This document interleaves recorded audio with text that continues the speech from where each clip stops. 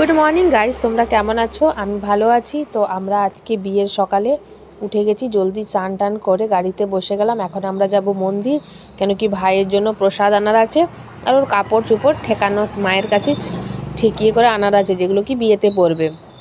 তো এখানে কেউ রেডি হতে পারেনি, বাস আমরা তিনজন রেডি হয়েছি। তো গাড়ি এসে গেছে, তো আমরা তিনজন, আমার হাজব্যান্ড, একটা ভাই, আমরা চলে এসেছি মন্দিরে। এই দেখতেই পাচ্ছ, এটা ঘাটশিলা রঙ্কনী মন্দির।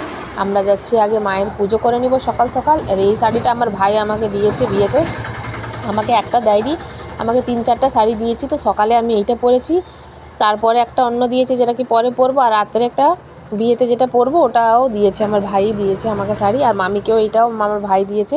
শাড়িগুলো কেমন লাগছে একটু কমেন্ট করে জানাও। এই রেড আর হোয়াইটের শাড়িটাও আর এর গ্রিনটাও দিয়েছে মামিকে। তো দেখতে পাচ্ছ আমরা এখানে একটু প্রসাদ নিয়ে নিচ্ছি। এখানে জাস্ট মন্দিরের সামনেই প্রসাদ পাওয়া যায়।